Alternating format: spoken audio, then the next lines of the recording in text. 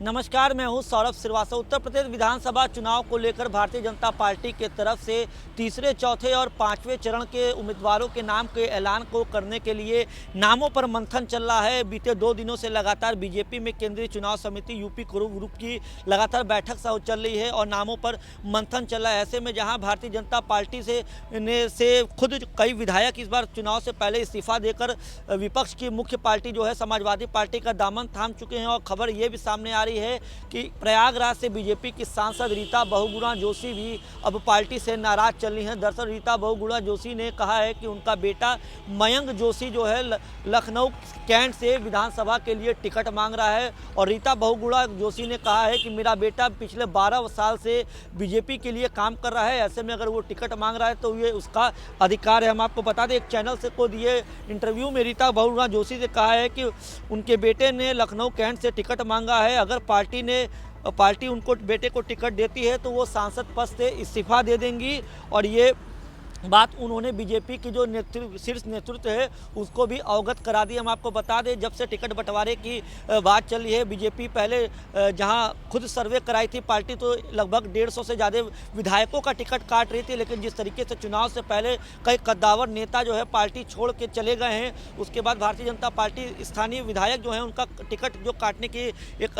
आंकड़ा लगाया जा रहा था, अब उससे कम टिकट काट रही है। और अब जो है नेता जो है कई जो सांसद हैं वो अपने बच्चों के लिए या अपने परिवार के लिए टिकट की दावेदारी कर रहे हैं। रीता बहुगुणा जोशी ने यह भी कहा है कि अगर पार्टी ने ये नियम बनाया है कि एक परिवार से एक ही लोग को टिकट दिया जाता है तो मैं कहूँगी कि अगर मेरे बेटे को टिकट मिलता है तो मैं प्रयागराज के सांसद पद से इस्तीफा दे दूंगी। हम आपको बता दें, बीजेपी के कई ऐसे सांसद हैं जो अपने सियासी विरासत को आगे बढ़ाने के लिए लगे हुए हैं और अपने परिवार के, अपने भाई या अपने बच्चों के लिए टिकट की लगातार मांग कर रहे हैं। हम आपको बता दें कि रक्षा मंत्री राजनाथ सिंह के बेटे पंकज सिंह भी नोएडा से विधायक है और इस बार भी उम्मीद ये लगाई जा रही है कि पंकज सिंह का टिकट लगभग फाइनल है। तो ऐसे में अब अगर जो स्थिति निकल के सामने आ रही है, रीता बहुगुणा जोशी ने जिस तरीके से बातें रखी हैं कि वो पार्टी से नाराज चले हैं, क्योंकि उनके जो तेवर थे वो दिख रहे थे कि अगर उनके बेटे को टिकट नहीं मिलता है तो कहीं वो भी इस्तीफा ना दे दे। तो लगातार अभी जो स्थिति बनी हुई है, पिछले 2 दिनों से लगातार यूपी कोर ग्रुप की बैठक लखनऊ से कई बड़े नेता आए हैं और यूपी कोर ग्रुप की बैठक राजधानी दिल्ली में चली है, जिसमें अमित शाह और बीजेपी के राष्ट्रीय अध्यक्ष जेपी नड्डा खुद इस बैठक में शामिल हो रहे हैं। और इस बैठक में जो अंतिम मंथन जो है टिकट बंटवारे का चल रहा है, इसमें सबसे पहले जो है तीसरे, चौथे और पांचवें चरण के प्रत्याशियों का नाम का ऐलान किया जाएगा। हम आपको बता दें,